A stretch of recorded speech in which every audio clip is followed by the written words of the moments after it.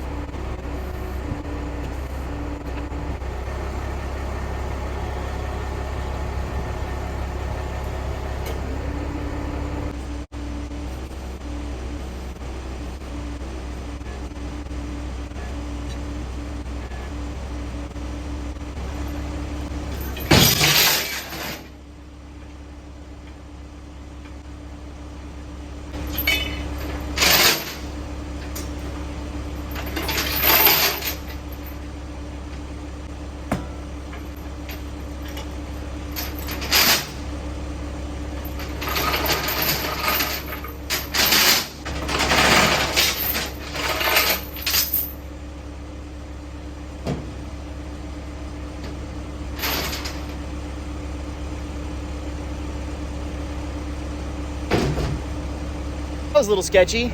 So what screwed me on that one was I was relying on tension to hold this thing up when you should probably not do that. And I bounced it off the truck bed and then it just kind of popped off the chains. Luckily I have a steel truck bed, so I didn't damage anything at all. But that's why you get these welder truck beds, is because shit like that could happen. And well, there was a prime example of it happening.